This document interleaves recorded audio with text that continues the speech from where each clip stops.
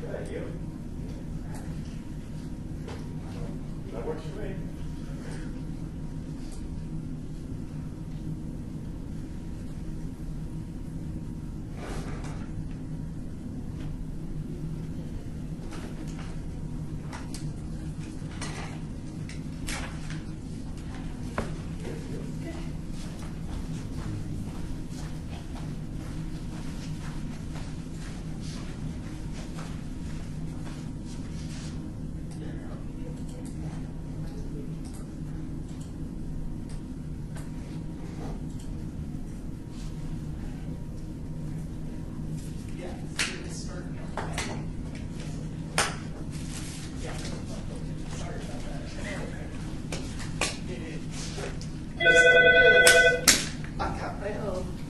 Who's calling in? Yeah, nobody. Wrong number. Wrong number, I guess. You feel like your hair like that, like, one side. Take a scroll down. Find a way to not. Where am I here? Hello, yep, right next to me. You know, so like, here's the weird thing. Good, how are you? Oh, I don't always dress like a heathen on Thursdays. Oh, that's me. Great. How are you? Good.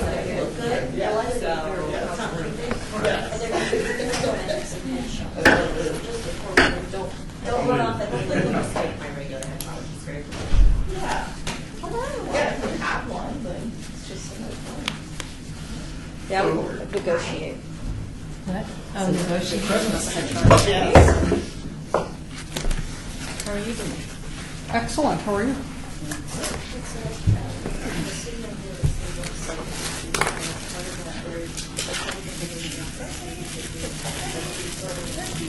Yeah. Okay. I'm pretty, yeah, I'm pretty tight at 5'2", so let's. Me too. Is the chair? Place to be. It's like you're all over the same. He is.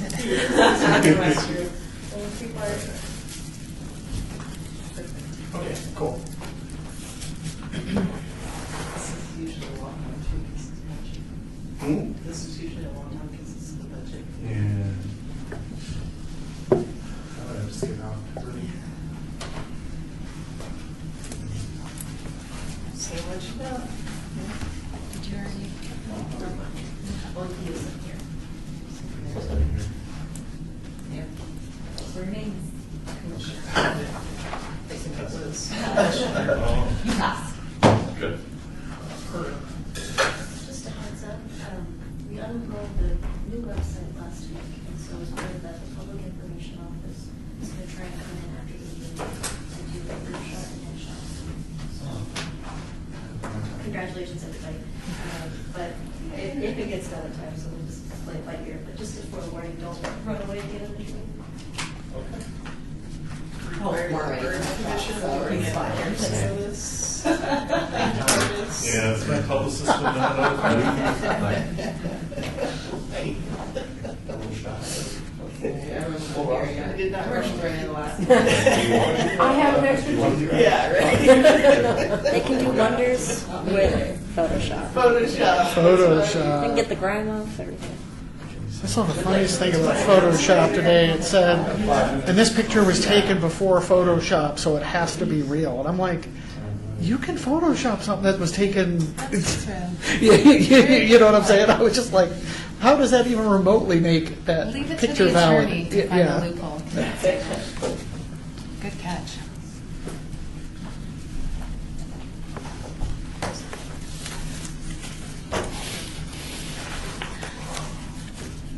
We do have a quorum. Not quite yet. Oh. I mean, on paper, we have a quorum, but Yeah. not physically yet. Yeah.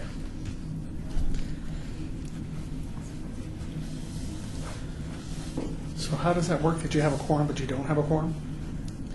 On paper. A paper quorum. A paper quorum. I have a verbal or I will have written or to- verbal commitment, but Oh, okay. You're saying we will have a quorum.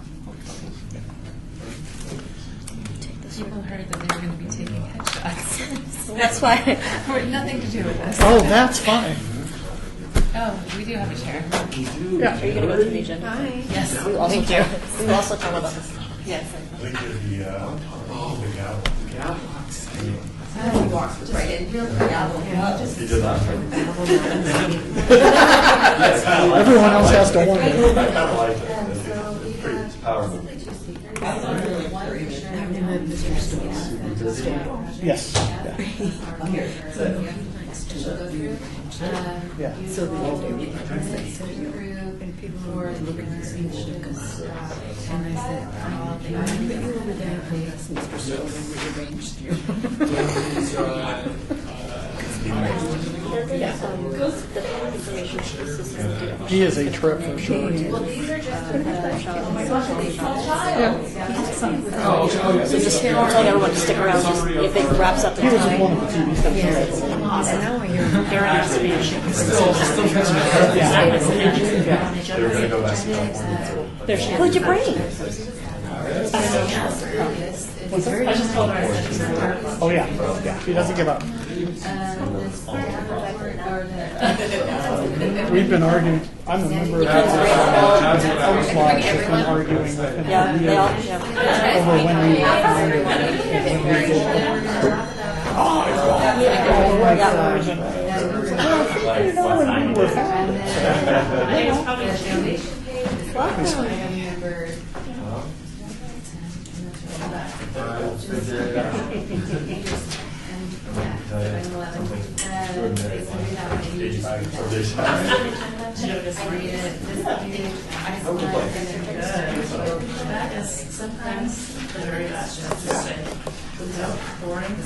You all do such a good job making me look at what I'm doing here.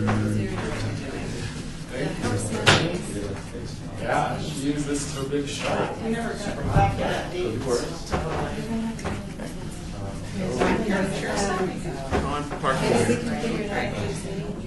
Oh, sorry.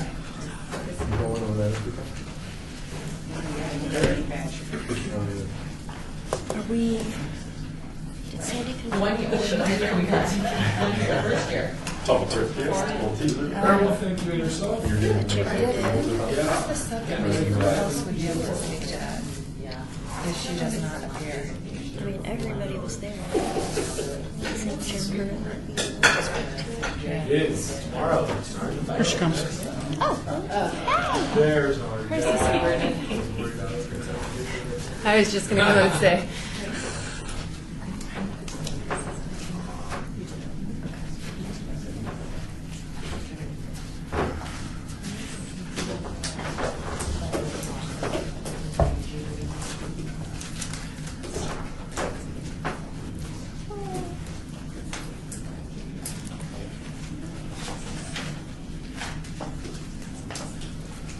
Well, I think we've got a quorum. I suppose we will call this meeting to order. Are we in compliance? Yes, we are. Will you take the roll, please? Yes. Chair Curran, Here. Vice Chair Brewer, Here. Vice Chair Sproat. Here. Member Shevsik, A world apart here. Member Tupaz, excused. Member Trimble, excused. Member Carpel, here. Member Weinstein, here. Member Zachman, Here. Member Loudon, Here. Member Pacheco, excused, and Member Haynes Hamlin. Here. Thank you. Thank you. We will move into public comment. During this portion of the agenda, it must be limited to matters on the agenda for action. If you wish to be heard, please give your name for the record. The amount of discussion, as well as the amount of time a single speaker is allowed, may be limited. We have some members from the public here who would like to participate in public comment. Please identify yourself in the microphone there. This one here. Augusta Byrne, people call me Zina. Hi, so I am an artist. I moved to Las Vegas about 2010, 8 years ago. I'm a single mother, and for the last 6 years, I've been fighting cancer.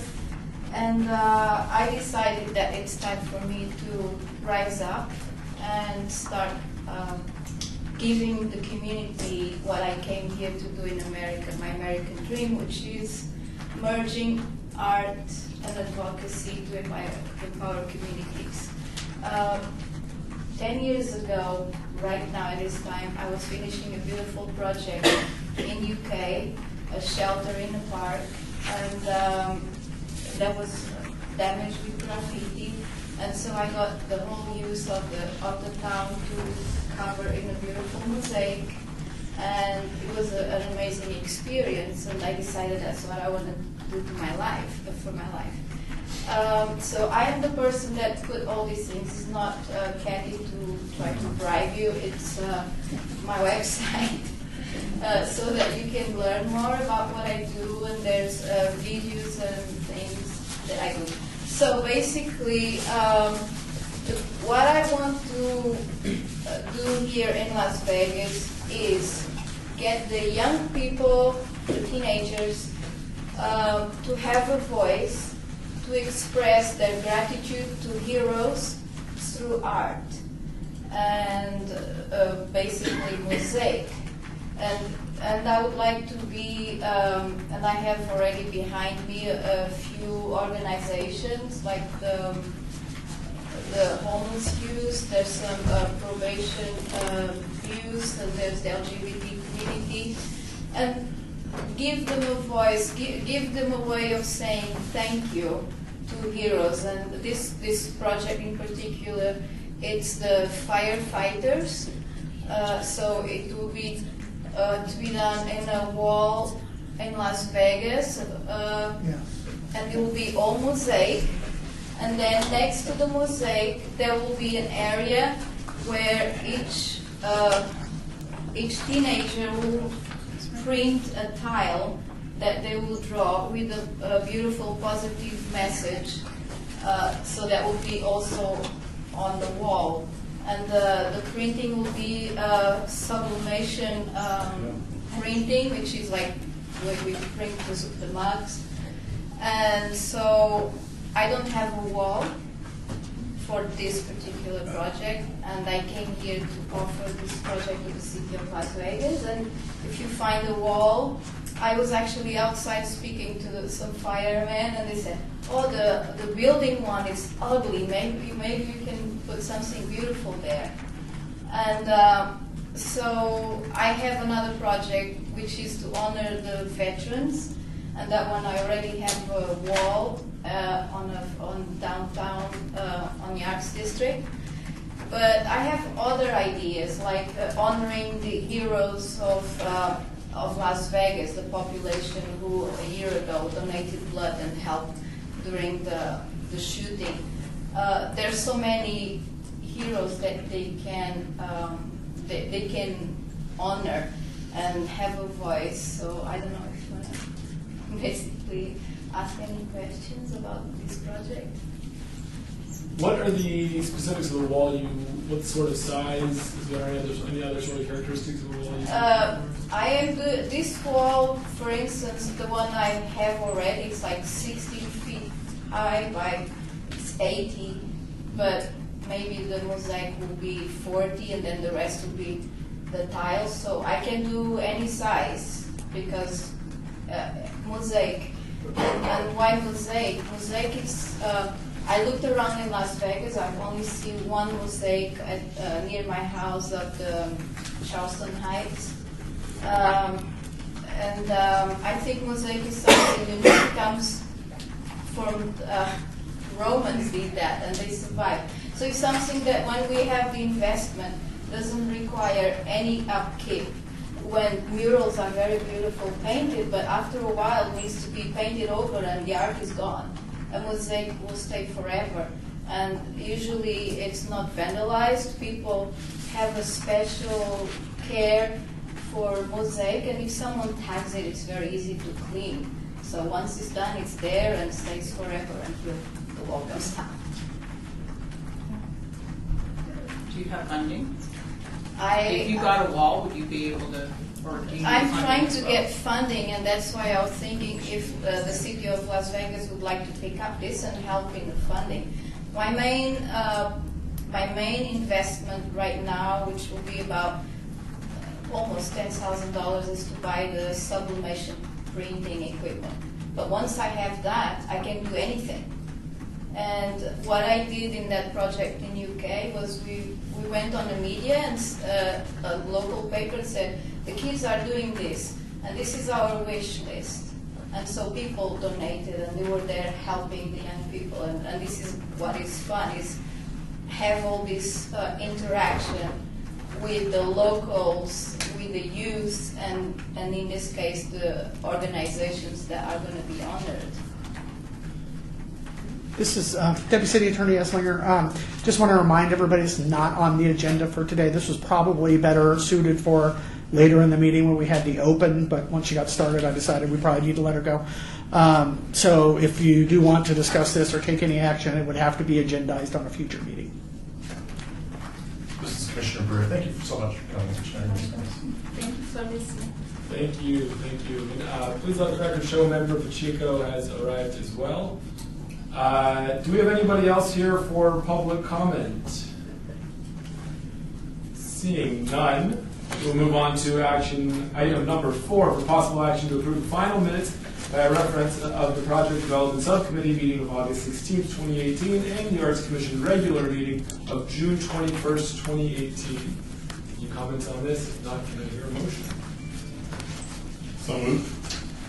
All in favor? Aye. Any opposed? Motion carries. Moving on to item number 5, a report by the Arts Commission Chair regarding monthly summary of current initiatives, cultural events, and opportunities. First, Tall Tales and Huge Hearts exhibit featuring artwork of Raul Colon will be on display from September 21st to December 1st as part of the Las Vegas Book Festival. The exhibit is free and open to the public, located in the Mayor's Gallery at the historic 5th Street School at 401 South 4th Street. Visions 2 Native American exhibition will be on display from September 27th to November 21st. The exhibit is free and open to the public, located in City Hall Chamber Gallery, 495 South Main Street on the 2nd floor. This exhibit features artwork by Native American artists to highlight their heritage. The last day to view Windows on First, Vibrance, featuring the artwork of Brian Henry, will be September 27th, located at the Las Vegas City Hall, 495 South Main Street along 1st Street. Vibrance is a new series in Henry's light art exploration, stripping away advanced technologies and relying on the purest qualities of illumination that dynamically transform the windows day and night. Open artist opportunity. The City of Las Vegas requests the qualifications of artists interested in creating an original site-specific art installation for the Tea Alley Public Art Project. The deadline to apply is Friday, September 28th. For more information about these events, visit www.artslasvegas.org or call 702-229-ARTS. Do any commissioners have additional events or happenings they'd like to mention? I do. This is Commissioner Strode. Park County has their Renaissance Fair, October 12th through the 14th, and I've brought free tickets are up there across from me. So if anyone would like to pick them up, those tickets are only good for that Friday. But come out; it's a good time. Wonderful, thank you, Member Shefsik. Yes, Commissioner Shefsik. Coming up in October at the university, we've got a major event for the year. It's called the Art Walk, College of Fine Arts Art Walk. It will be October 12th, which is a Friday, from 5 to 9.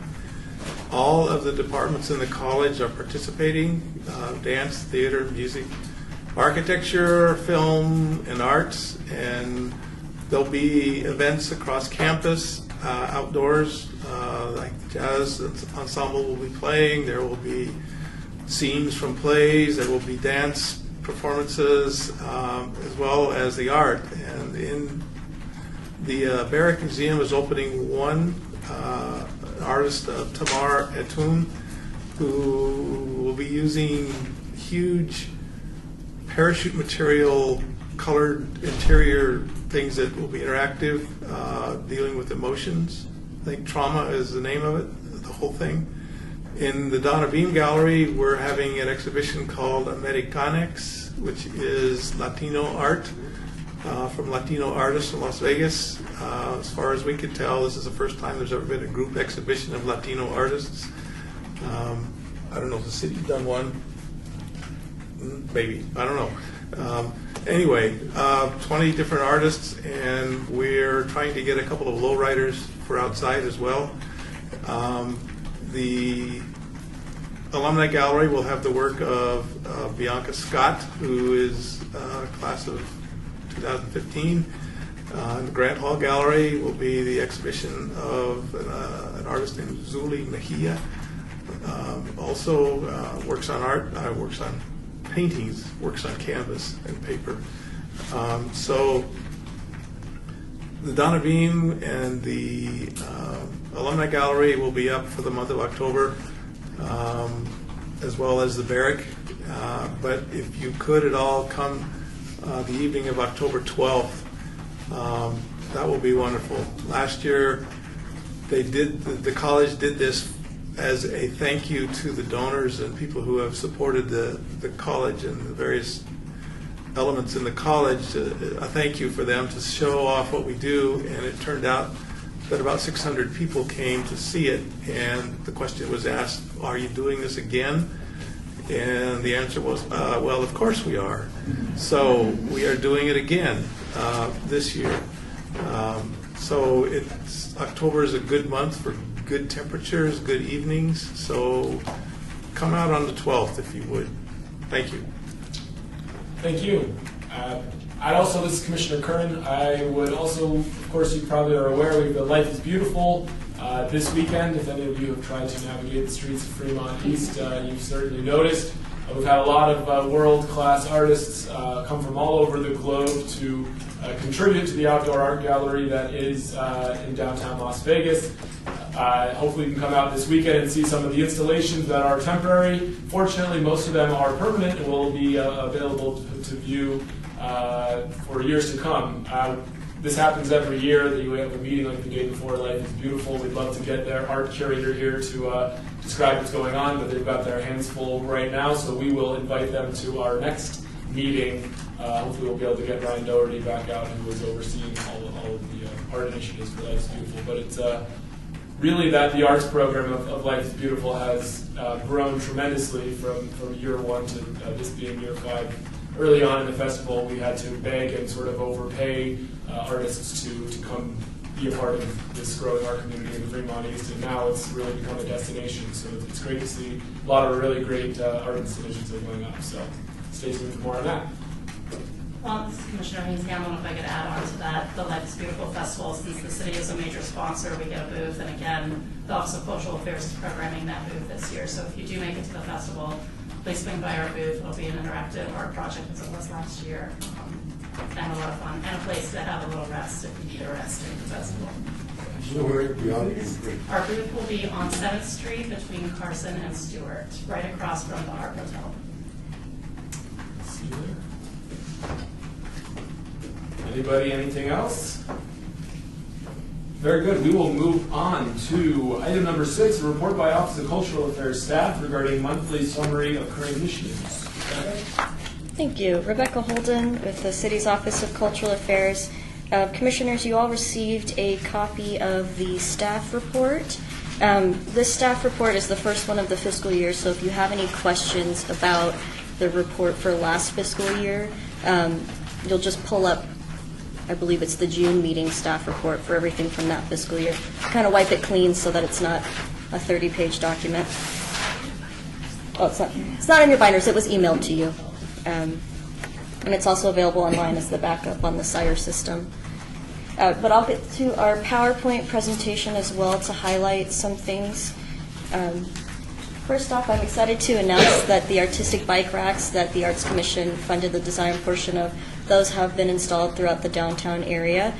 Public Works is continuing to fabricate and install those, so we'll get an ongoing updated listing of where all those will be. But here's kind of a starting list of where the general areas where they will be. Here's some images of the completed and installed racks. We're very thrilled. They look great. More pictures. So please, when you're downtown bicycling, hook up your bike to them.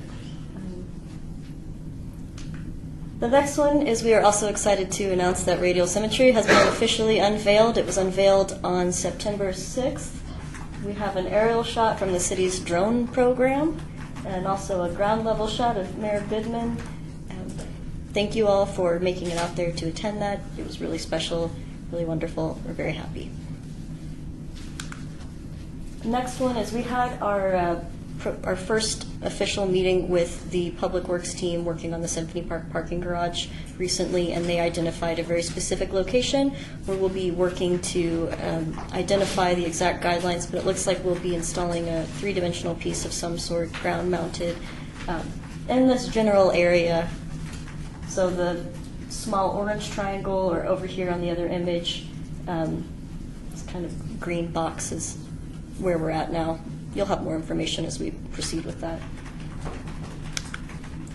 Additionally, we talked a few months ago before the summer break about the Contemporary Public Art Program, which is a partnership we've been working on for a few years now with Public Works. We shared the locations at a previous meeting, and now we'd like to share with you some of the renderings of the pieces to go in at those locations. So these are the renderings from the artists, their site illustrations of how they'll look, their site plans. So we're still a little ways out, but we're getting there. The first one here is by Randy Mendre, entitled Sun and Water, which will be at South Valley View and Alta Drive. The next one here is a mural at the fire station on Upland Boulevard by Eric Burke. The title is Fire Station Mural. We have a piece going in at Town Center and Summerlin Parkway by Valentin Yordanov, titled Urban Dynamics. We have the artist here illustrating scale. Randy Mendre's piece at South Durango at the Angel Park Trail entrance, titled 4. Another piece by Randy Mendre going in at Northland Boulevard near the Las Vegas Wash Trail at the entry to that overpass bridge. The piece is called Swizzle. A piece called Hoodoo by artist Bobby Zokites. Sorry if I mispronounced that. It will be going in at Gowan and Jensen Street near Majestic Park. We have a piece by Mark Melnick entitled Black Widow Hypertrophy going in at Tenea Way and Gowan Road. And another piece by Randy Mendre called Solar Walk going in at Buffalo Drive and Deer Springs Way. And this piece that was originally identified to go in near the RTC station in the Northwest, Urban Symphony by Valentin Yordanov. It has since been relocated and will be placed at Sunny Springs Park, which is a City of Las Vegas property, whereas the other location was federally owned and had a bit more restrictions. Are there any questions? This is Commissioner Brewer. What is the minimum time that these will be up? They're intended to be up for 1 year. This is Commissioner Curran. I was very pleased to see those bike racks installed. They look great. Nice way to promote bikeability and everything else we're trying to achieve downtown. My question is, I know a great portion of the expense was the design and sort of engineering behind it. The manufacturing and the installation was a smaller percentage, if I recall. So is there a chance that we replace if we're adding new bike racks elsewhere or replacing old bike racks elsewhere, would these designs continue to be used? This is Laura Ege Machado. We actually have had requests from business owners that would like one of these bike racks in front of their business. It's currently managed by a Public Works team whose head or lead is Dennis Moyer, and I've reached out to him.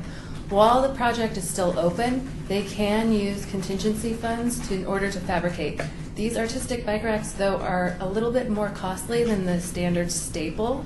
I believe it's around $2,000 for each bike rack.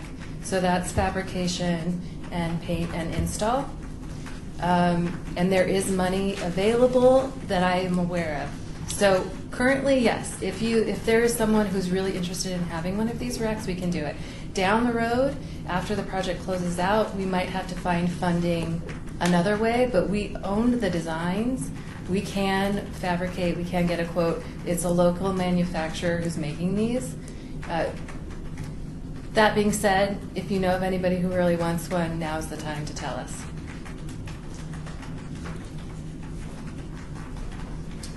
Very good, thank you. And John Pacheco, I don't think I saw any on Main Street. Is there some over there? Actually, this is Laura Egan Machado. The two businesses that requested these bike racks are on Main Street. So they will hopefully be installed in the next 2 to 3 months. What are the two businesses? One was Retro Vegas, and the other one is escaping my memory. Rebar? What was it? Is it Rebar? Taste side? It wasn't Rebar, no. It might have been on Commerce.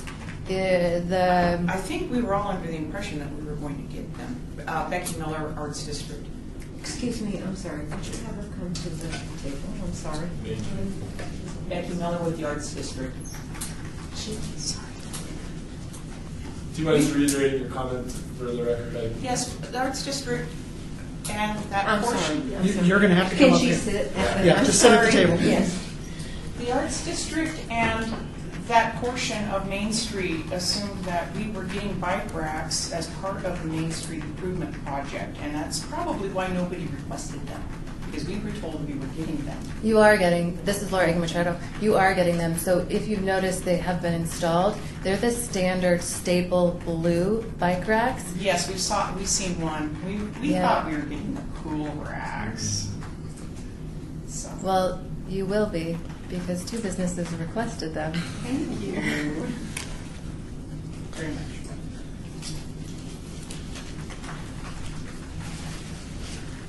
Very good. With that, we will move on to item number 7, a report by Erin Sebelius, Public Information Officer with the Office of Communications regarding the marketing strategy for the Office of Cultural Affairs. Hello. Do I need to repeat my name? Yes, for the record. All right, for the record. Erin Sebelius, and I'm the Marketing and Public Information Officer for the Office of Communications. I was asked today to just kind of give you an idea of what we do as we try to market and publicize arts-related activities. So I'm not sure how much each of you know, so I'm just going to kind of breeze through all aspects of what we do. So first of all, we send out monthly press releases on all of the events and activities that are happening related to arts and culture. So we do that on a regular basis. Then we pour through that particular press release and come up with a social media plan that we send out via Facebook, Instagram, Twitter. I'll read you a couple of our follower numbers. So Facebook, we've got 75,000 followers. Twitter, we have 250,000 followers. So we get pretty good publicity out there on all the arts activities related to social media. We also do some short videos to make them more interesting, really work on the content. So we are always interested in more information about what's going on in the arts community so we can publicize that. We have our television station, KCLV Channel 2. We do regular reports on what's going on arts related, whether it's unveilings as the Radial Symmetry that we just did, or anything related to art galleries. We are always out and about trying to get more stories for our viewers and have a pretty good viewership there. We help with special events, support them. Radial Symmetry is a good example of that. We did all the speaking points and the agendas with the Office of Cultural Affairs and try to help publicize that the best we can as well. From the marketing side, we sit down periodically, I think it's monthly, and go over a strategic plan that we come up with each year to market, and by market I mean advertise, key events and activities. And we pick which ones we can do. We have a very small budget, but we pick which ones we can allocate some additional resources and funding in addition to the press releases and social media that we're already doing. to help publicize and sell tickets. Usually it's revenue generating that we're after so that we can kind of recoup some of the costs associated with that. We also do the website in our department. I know that was mentioned to begin with. We just redid the entire website, which was a huge group effort. And that is now up and running and includes an events page, which is, we think, is really great and makes it very easy for people to learn about events and activities in all areas. We support all the special events such as the book festival, Dia de los Muertos that we're doing in November, and then bluegrass festivals. Anything we can, we really push through all of our different channels. So that's kind of a brief on what our office does, and if you have any questions, I'm here to answer those. This is Commissioner Brer. Congratulations on the new website design. I know for a fact that it's a lot easier for a lot of people to say, "Oh, just go design the website," and then to actually have it done is two different completely things. When you send out press releases, how do you send those out, and how many do you send out? Is it per event that you, or do you just send out a blanket one for the whole month and say these are the list of events? We do an event listing each month. That's just on a regular basis. And then a few of the key events that we're putting all of our resources towards, we might publicize separately and do another press release. And it goes out to all media, so we have a very robust media list that we operate off of. That's just locally, all media locally? Or the majority of it is locally. Mm-hmm. Every once in a while we'll go out of market. Sometimes on the book festival we'll go out of market, but the majority of the time it's within market. Commissioner Zachman, what is the website address? LasVegasNevada.gov. And this Commissioner Haynes Hamlin, I just want to add to that, if you want to go directly to the Arts and Culture page, artslasvegas.org points directly to our page, so it's a little bit simpler to navigate. All those clicks are important. Well, thank you for all that you do. We appreciate it. Thank you. Moving on to item number 8, a report by Office of Cultural Affairs staff regarding financial updates to the Percent for the Arts Fund. Allie? Thank you. So I understand that last month at the project subcommittee meeting, there was a very kind of cursory review of the finances just so that we could see where the balance currently lies with the Municipal Arts Fund, how much funding there is available for this current fiscal year for potential projects. The bottom line of that was that there's $39,118.33 available in this fiscal year to allocate towards projects, should you desire to do so. But I just wanted to do kind of a quick overview of how that number came about. And so you can see from the spreadsheet that's titled at the top as of July 31st, 2018, we start with a fund balance. Appropriated funds is $570,000. That represents $500,000 in reserve for a City Hall public art project that is still yet to be determined. And then $56,000, which is currently encumbered to represent the final payment for radial symmetry. Now that the radial symmetry project has been dedicated and unveiled, we just have to take that last step with the artist of turning over the title of ownership to the city so that they can make the final payment to the artist. So unappropriated funds, we have currently in the account $266,463.33. Of that, we have already spent $3,117 on maintenance.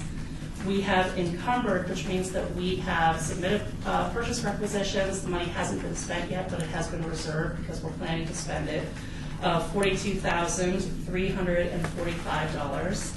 That number represents $6,345 that is in the process of being spent for public art maintenance, and $36,000 that has been encumbered for the West Las Vegas Arts Center sculpture, which, as many of you know, it's well underway and it's in the midst of the process. So we have currently committed funds of $45,462, which leaves a net available for, I apologize for that typo, the net available should say FY19 and beyond, of $221,001.33. As you know, we always keep a reserve of $60,000 per year for public art maintenance and restoration of the pieces that we currently have in our collection.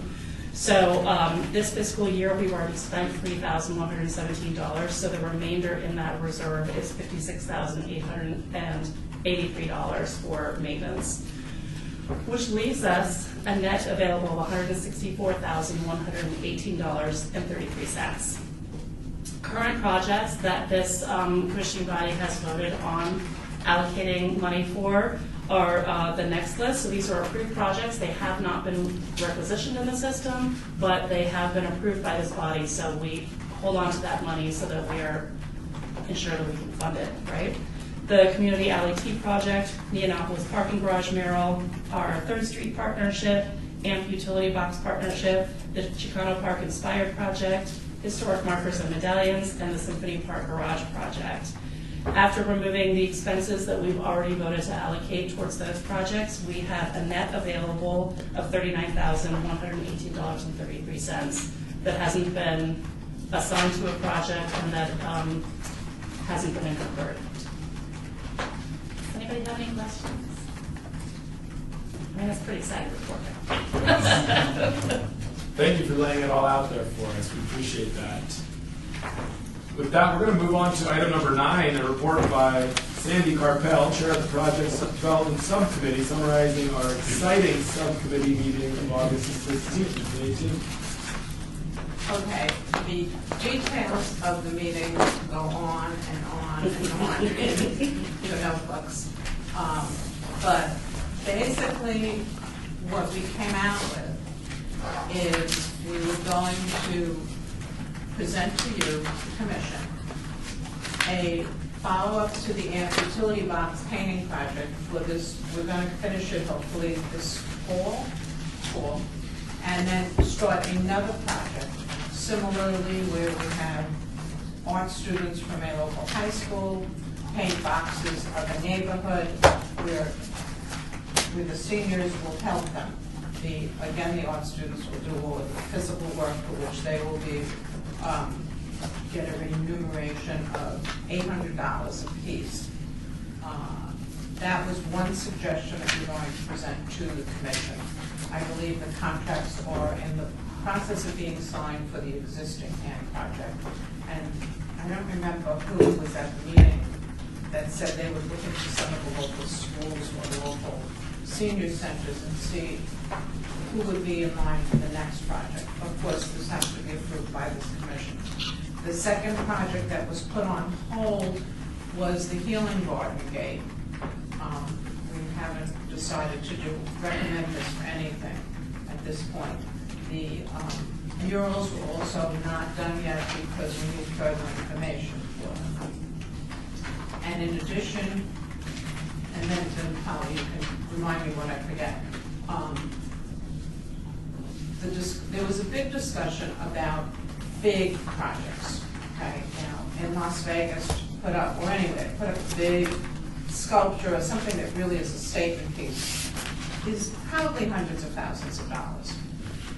We don't have the funds. We have $39,000 some odd dollars for this coming fiscal year unallocated.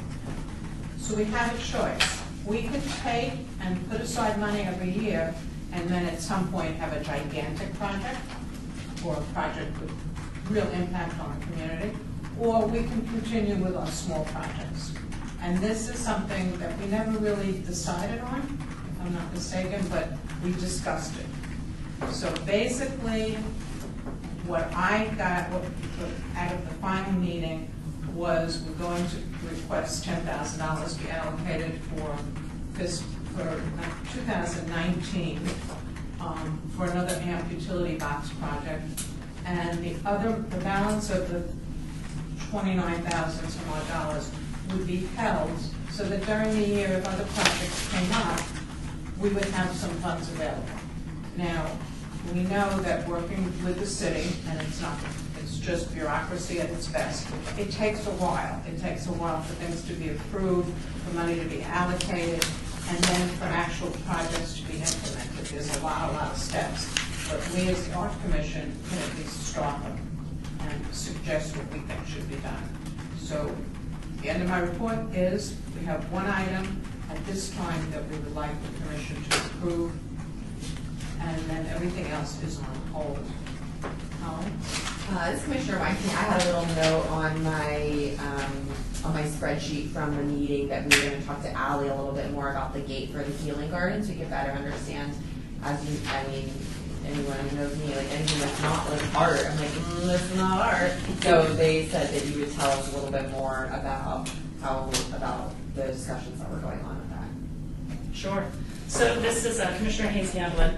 So the Healing Garden Gate, the genesis of this idea really was that the city has acquired the additional parcel of land that's just north of the park, and they're in the process of making the plans to expand the park into that parcel. So that's the area where people are mowing permanent grass right now, and that'll be developed as an extension of the Healing Garden.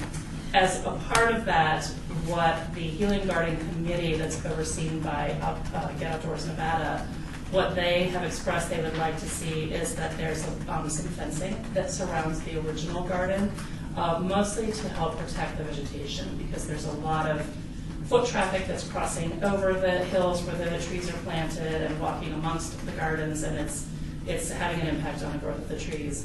And then they also would like to kind of help control the foot traffic in and out of that garden. So they have been proposing of various different designs of what this gate and fence might look like, what the height is, how it's constructed.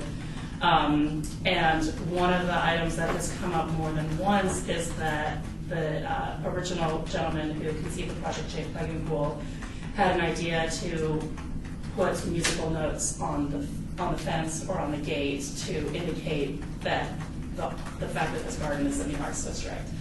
And in that meeting I said, there's a lot more to the Arts District than just music. This might be an opportunity, if you're interested, to maybe propose to the Arts Commission that they might be interested in funding a design for a local artist to come up with maybe a more inclusive design for the Healing Garden Gate. So that was kind of the genesis of this project. I talked to our staff about it, and we wanted to put it on the agenda for the project development subcommittee meetings, so that you have an opportunity to talk about it.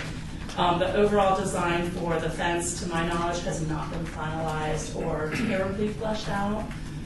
So I think this is something that we don't necessarily have to decide right now. I don't think that this is a fast-moving train, or we need to make a decision out now, or else we miss the bus. But I do think it's worth having a conversation about and maybe revisiting later if it's something that the commission is really interested in pursuing. Commissioner Weinstein, did they discuss a potential budget for the design of the gate? No. Any idea what that would look like? What it would cost? Well, Commissioner Haynes-Hamlin, I would defer to our public arts staff for some recommendations, but what we had been talking about was funding just the design, not any of the fabrication or the installation, but just the design.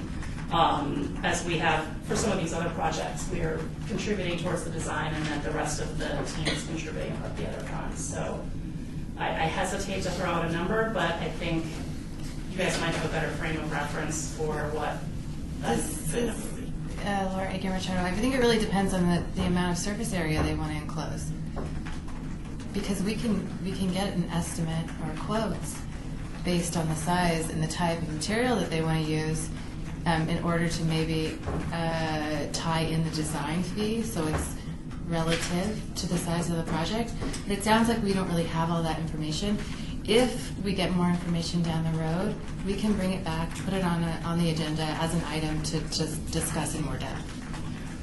Commissioner Pacheco, I talked to somebody down there after the last meeting, and one of the people said that it's all taken care of, like they didn't need the money. But on the other hand, I have an idea for design that I'll probably just give to them, the concept, and I'm going to talk to them about that too.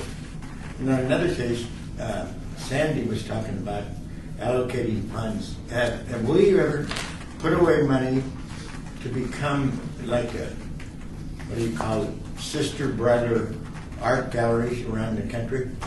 Like get paintings from a really prestigious museum or whatever? So this is Commissioner Haynes Gamblin. I've only been with the city for about 20 months, so I can't speak to the entire history, but in the research that I've done since I've been here and the conversations that we have, I don't know that that's ever been a topic for consideration. I can say, just from my own knowledge, that one of the challenges with having pieces loaned from a museum to the city would be that the city is not an accredited museum. So that severely limits our abilities to accept work, to ensure work, and to properly care for the work. Many museums will not loan a piece to a non-accredited body, whether it's a museum or gallery or private collector. So there could be some challenges. Commissioner Pacheco, but I thought of that because I thought it would be, we can't go ahead and save big money, but that would be a big thing to bring in another, prestige art gallery. This New York. Commissioner Wines, maybe you're going to say the same thing, but I don't think that's in our purview as Arts Commission because it's not permanent, correct? Rebecca Holden, I was going to say something along those lines as well. Yeah, largely the Percent for Arts Fund, which this body oversees and advises on, is really tied towards permanent improvements in city right-of-way or infrastructure. This is Commissioner Cockell. I know like the Bellagio has had artwork from other areas and they have it in their, they have like a display or you pay admission to go in. I know they have women artists over the years that had several things that we've gone down to see. This is Commissioner Greer. I think if we understand this correctly, it's just for design. And so in terms of cost, it could be something, theoretically, it could be on the back of a napkin that somebody says this is the way it should look, and then it's up to somebody else to see if it actually can work or do the engineering that would make it work. So with that in mind, I'm going to make a motion that we...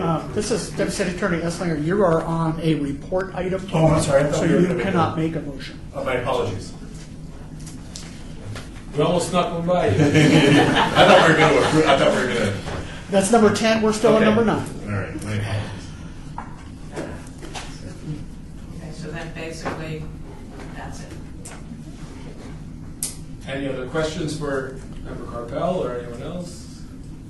I wasn't able to go to the, Commissioner Shefsik wasn't able to go to the meeting. Was there talk about, I may have missed it, putting a sum aside? I guess there was. The only decision that was reached at the meeting was the AMP project. Everything else was discussed, somewhat denied, and this was just something to talk to everyone about. Do you want to just do this, Commissioner Kern? Do you mind just reading the topics that were considered for everyone's reference? Originally, we had 4 items we were presented with. The AMP utility box painting project, the Healing Garden Gate, which we now put on hold. There was a mural or murals at the West Las Vegas Art Center, and there was the marquee at the Charleston Heights Art Center. The marquee we tabled because we just put money into something else at the Charleston Heights Art Center. The mural, I don't remember why we decided not to do that. It was, you'd had some, Commissioner Weinstein, it's really a continuation of last year's project, and the Office of Cultural Affairs had some conversations with Metro, I think, and they didn't feel it would really minimize, they said the opposite. Continuation of existing projects. Yeah, this is Commissioner Kern. I think Metro actually said that they thought doing the entire wall might bring more life and eyes and help prevent crime there. I guess I voiced some opposition to it. I thought there might be diminishing marginal returns to a continuation. I think going from 0 to what was there was great, but that same sum of money to get us from where we are to the next 10 wall segments might not have an equal impact.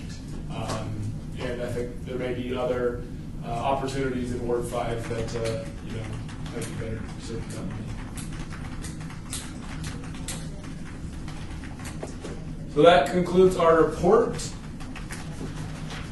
Hearing no other questions, so we'll move on to item number 10, discussion for possible action regarding this upcoming year's projects and budget allocations not to exceed $39,118 of the percent for the art funds. So it seems as though we have a consensus to continue the $10,000 fund for the AMP project. This is the place where we would take a motion. Well, this is Commissioner I don't want to Rivera. steal your thunder. Oh, no, I don't want to do it. I have it. Now I don't feel like doing it. No, I'm going to move that we. Hold on. Oh, I'm sorry. I'm sorry. This is Laura Egan Machado. We still have some details that I would like to flesh out, but I'm not sure if that needs to happen before you vote on it or not. Details like location. Location, project scope, if we're going to have a theme, the budget, the number of boxes, those kinds of things. This is Commissioner Breer. I was going to make a motion that we approve the strategy based on the report and leave open for the details of the discussion for another time. We don't have to. We can approve the funds for it and then ask for more detail On the next agenda? Yes. Sure. If that's okay with the chair of the committee. Okay. She can vote against it. Yeah, that's true. That's true. I'm no vote. Okay, so let's see if I can get this motion out. I motion that we approve the allocation of funds available for $10,000 for the AMP program, details of which can be placed on a future agenda. And we also we take the remainder of the balance and place it in a place where during the year, if we want to allocate things like designs for gates or other projects, that we have that available to us during the year. I second that motion. All in favor? Aye. Any opposed? That motion carries. I wonder if we might be able to direct staff if we could present, so if $10,000 yields what, roughly 8 AMP boxes? Was that about the ratio we've been going at? This is Laura Garcia. We actually kind of increased the cost for each box based on the current rate that we're paying students at $800 per box for artistic services fees. Roughly, probably overestimating $500 for supplies. The graffiti coat alone is $550. So just to paint one of the, I'm sorry, go ahead. She asked per box. Per box. $500? So the anti-graffiti coat comes in a 3-gallon kit, and it's $550. It's very costly, but over the long run, you're Very necessary. yeah, it is. It's come in handy on every single one of our boxes. So that takes, and this is an overestimation. It's probably not going to cost $500 for each box to buy supplies, paint, and all those kinds of things. So that would be $18.50 per box. If we were going to do, we based it off of 10 utility boxes with a 20% contingency fee. If we're going to be including contingency fee, it would be $22,200. That's for 10 boxes. That's an overestimation, but that is the estimation. Well, nothing comes cheap. I wonder if we might be able to just encourage you to identify a site from each ward. Is that all possible? When you're coming up with locations, is that something we might be able to? Rebecca Holden, to clarify, sorry, I had to step out. But to clarify, are you asking to paint one cabinet in each ward for this particular run? Well, I know we did like Maryland last year. I don't know if we have like a geographic constraint or geographic focus area this year. I just thought it might be fun to sort of spread it around the whole city of Las Vegas. I don't know. Cindy Conkell, Commissioner Conkell. The thing is that what we were doing with this project was picking a community, a ward, if you will, and then a specific community. so that it's a community, the elderly, of seniors. And we were also going to pick a group of students from one high school so that the transportation of the students would be easier and the safety and all of that kind of stuff. This is Commissioner Weinstein, was that for all of the boxes or just for one box in one neighborhood and then the other boxes are artists? Or? Well, the current project is one neighborhood and one high school. And then allegedly this next project would be the same way except a different high school and a different neighborhood. So that doing one box in each ward would change the whole scope of it. Got it. My mistake. I didn't No, because consider we're those dealing pieces. with Sure. I don't know, amateurs, whatever you want to call us, whatever. Future stars. Aspiring artists. So. This is Lori Gamachino. I think that for the past two iterations, it was focused on Ward. So I think Brian Paco Alvarez nominated Ward 3, and we started on Maryland Parkway. And then Sandy Carfell nominated Ward 4.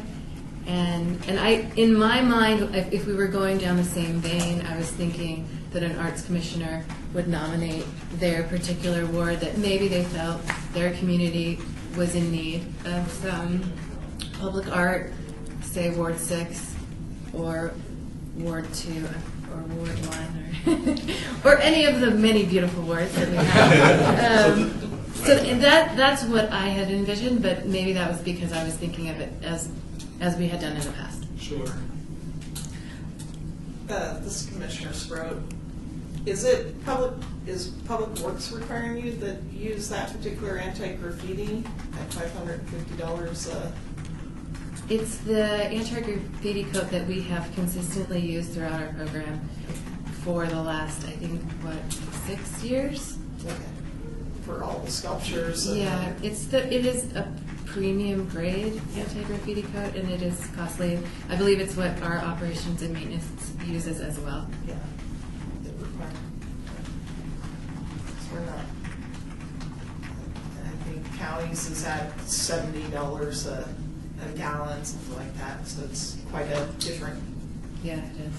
Yeah, we've done closer to that number as well. In Jerry Walker, we trust here. So.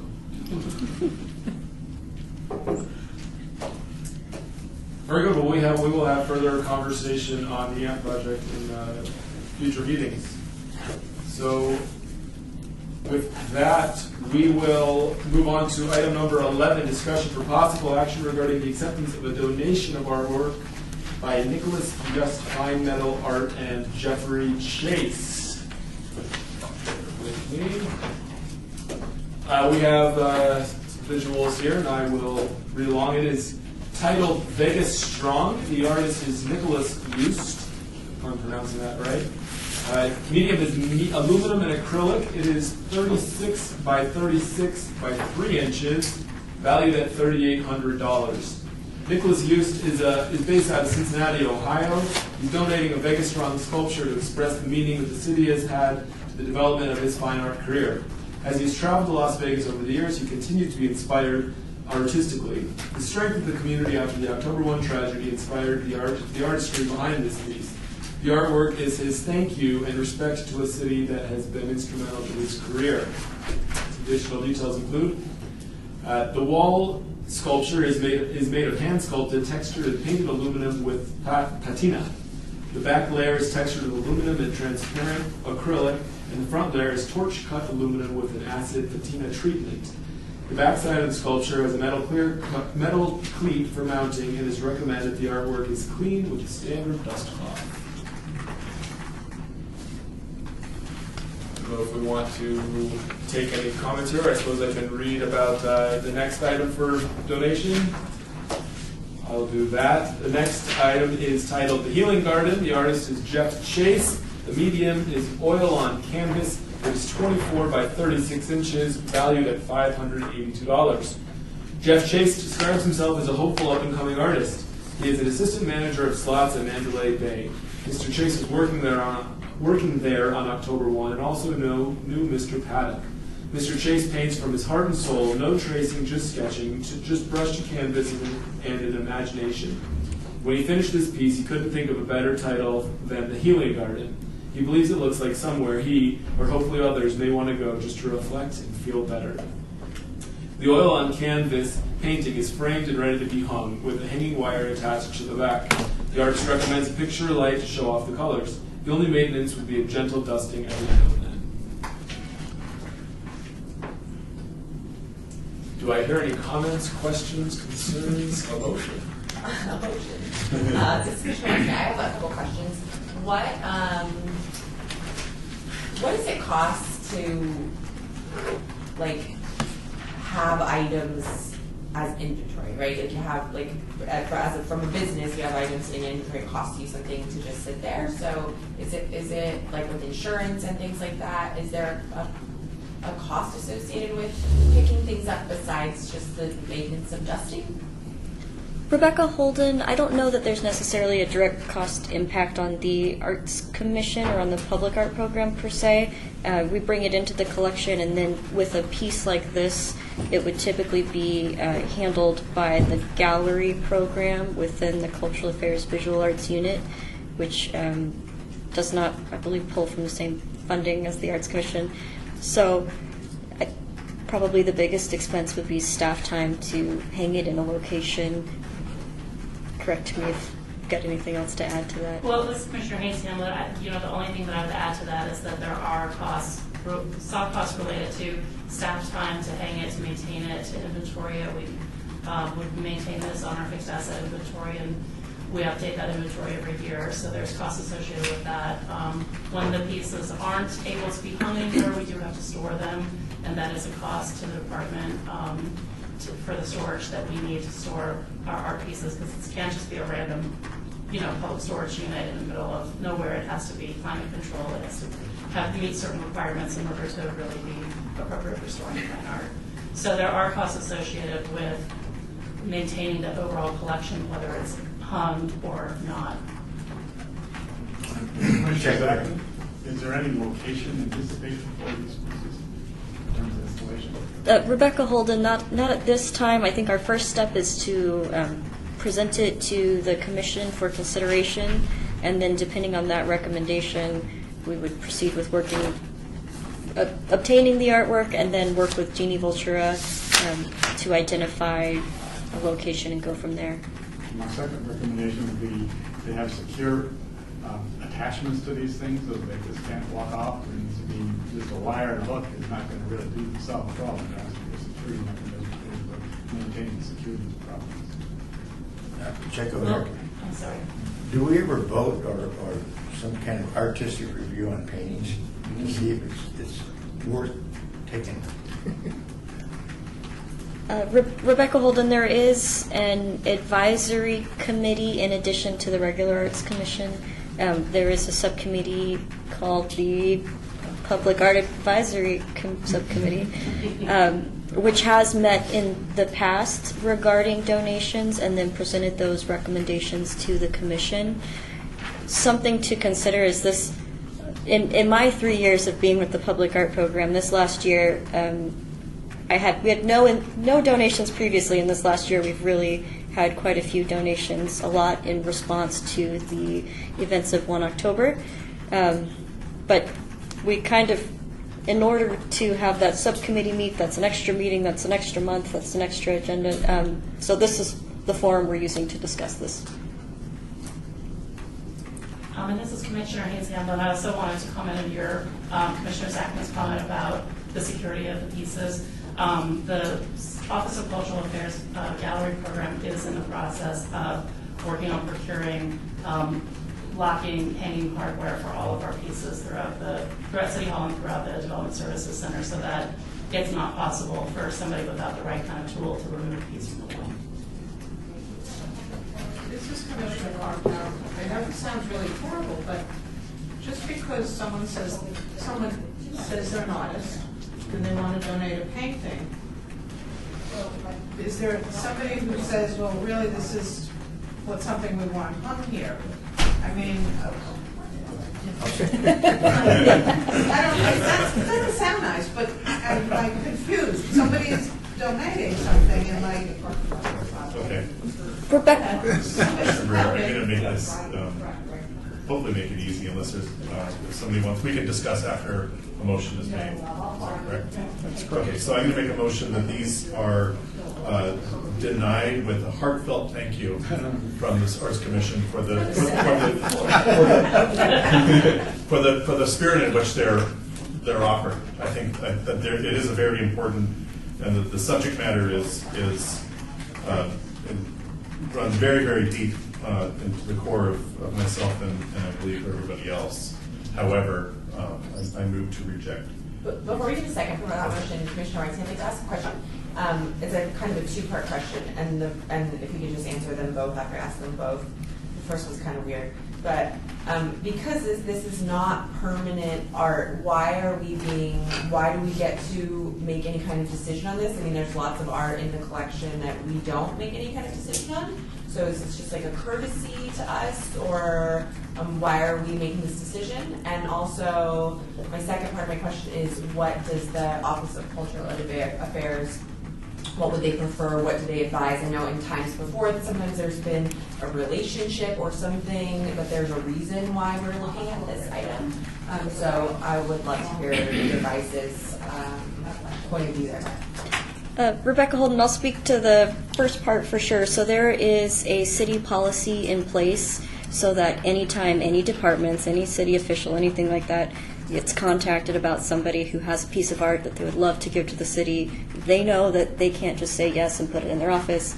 They have to bring it to Cultural Affairs. Cultural Affairs works with the donors to acquire some paperwork on the back end. We don't present that paperwork publicly because there's some personal information from the donors on there, but we kind of summarized it. And then from there, part of the policy is that we bring it to the Arts Commission as this visual arts advisory body, as one of your roles to review those.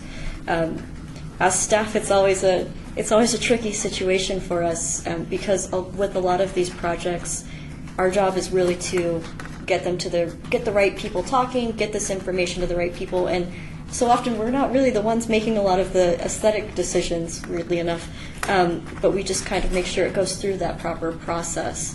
I don't know, Allie, if you have anything to add to that? Sure. So Commissioner Haynes Hamblin, I would add to that because pieces that are donated to the city, pieces of artwork that are donated to the city, if they're accepted, do become part of the city's permanent art collection, which I think for our city management team, when they crafted the city's donation policy and made specific guidelines related to the donation of artwork, for them, this body really does oversee permanent artwork for the city, and so it makes a lot of sense for this body to be the one to review any possible donations. Basically, what we do as a commission is we review these, we make a recommendation to accept them or deny them, and then the staff adds their recommendation, and then we take it to the city manager, and it's ultimately the city manager's decision whether or not it's accepted or denied. But I can say that our city manager weighs the decision of this body very heavily. It would be an extraordinary circumstance, I believe, for him to decide, make a decision that was in contrast to a decision of this body. And can you share your office's recommendation before we take our vote? Is that possible or no? Should we just move along with the vote then? I would like to hear, I feel like you guys are closest to it. I mean, I think everybody here has only seen a black and white, photocopy of it. I got it in color. It looks pretty nice in color. I think hearing your guys' insights would be most helpful. I do worry that, however gently rejecting it might, cause some sort of resentment and such. So I think just going to be mindful of. And this is Commissioner Srood.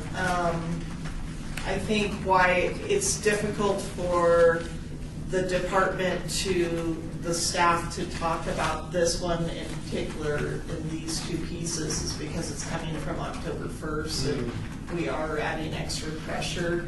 I think we need to make that decision on our own if we accept them or not accept them, because it is so politically driven. It's October, it's about the shooting, and so, you know, we're making a conscious decision to select this based on that. You know, this painting, because he named it Healing Garden, takes on a totally different idea than what it is, which is, you know, a bubbling brook that you know, find in my mother's room. The other piece, the metal piece, is a bit more contemporary. It's really large though, at 36 by 36. That's going to take up quite a bit of wall space. But I do see where I think that some of Public Works building would dig it. You know, there's a lot of the city workers that would love that piece on their wall. So, you know, and quite frankly, then you go back to the other piece, there's a lot of city workers that would love that piece as well. It's all about different personalities. We know Jeannie came here and spoke last fiscal year and talked about it. She talks to the employees, she has dialogue with them, she discusses those things ahead of time and doesn't make choices arbitrarily. Don't feel that this piece is maybe the quality that City of Las Vegas wants to put into their collection, but it's just my opinion. So this is, oh, I'm sorry. It would be out of line to recommend a yard sale. Probably. Yes. So this is Commissioner Haynes Gamblin. I just wanted to comment on your comments, Commissioner Sprott, because that, I think, brings to light that there are options for these pieces if the commission were to make a recommendation not to accept the donation.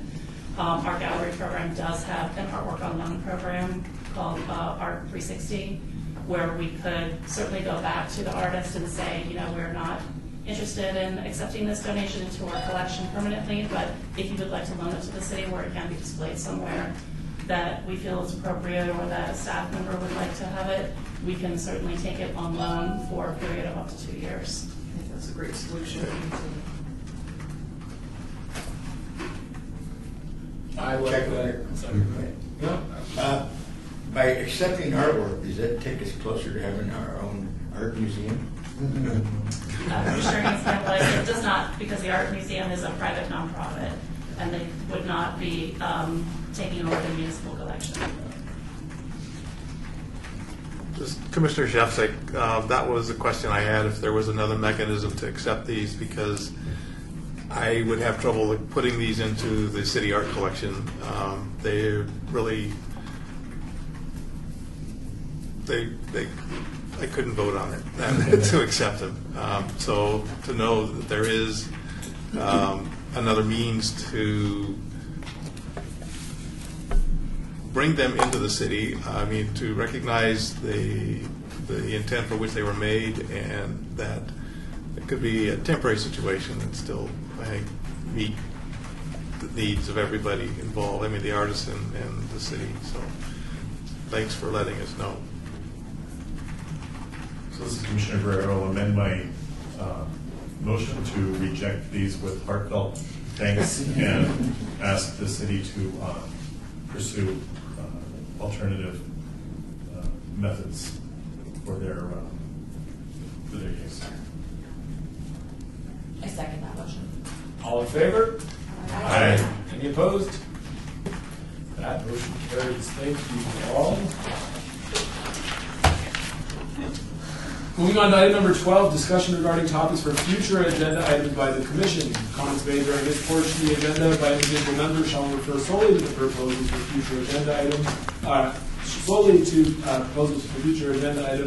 and any discussion shall be limited to whether or not such proposed items are within the purview of the Commission and/or whether such proposed items shall be placed on a future agenda. No discussion regarding the substance of any such proposed topic shall occur, and no action shall be taken. I think we've talked about The AMP project is one. Is there other, perhaps you can have a representative from Life is Beautiful here as well. I will make that request if we want to have that in our next meeting. Anything else?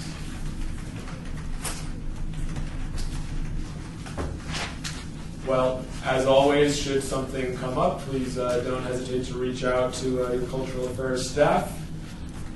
So we'll move on to item number 13, citizens participation. Public comment during this portion of the agenda may be limited to matters within the jurisdiction of the commission. No subject may be acted upon by the commission unless that subject is on the agenda and is scheduled for action. If you wish to be heard, give your name for the record. The amount of discussion on any single subject, as well as the amount of time any single speaker is allowed, may be limited. Anyone here for citizens participation? Please step up to the mic if you would and identify yourself. Becky Miller, Arts District. We are very interested in the AMP project, and we do realize that Rebecca Holden has explained how it works and that the Arts District has a significant number of public art already. So we, as much as we would love to put ourselves into rotation for the utility box painting programs, we would like to see if we can do it ourselves with guidance from cultural arts folks to make sure that we are doing it in a manner that we're not trying to reinvent the wheel, or that we don't ruffle anybody's feathers or cause legal issue problems. And to that, we're going to talk with the utility companies, because I realize that that's a difficult subject. There's some stipulations that the cities run into with them. And so I'd like to just put it out there that we're going to be talking with you folks and asking how we can go about doing this so that it gets done in a manner that makes the utility boxes look good but doesn't cause anybody any problems. Thank you. Sounds good. Anybody else? Well, very good. I wish you all a happy, beautiful weekend. I am going to adjourn. Just a reminder, yeah, we're going to do those. I think the Public Information Office is going to do a group shot and then some headshots. That's who I'm texting. I'm sorry. Right now. I'm keeping them in the loop. So You know what, actually, while you're all gathered, can everyone look at the content?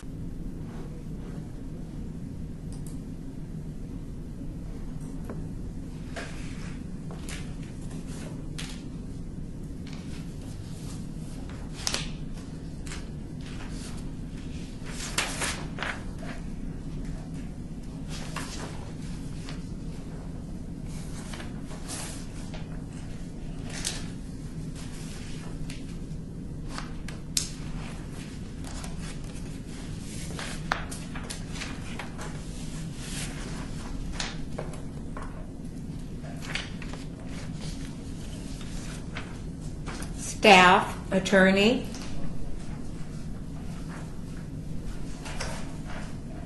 Public.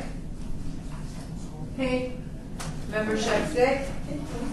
I hear voices when I'm thinking, there's a meeting. Members. Members, chair, members.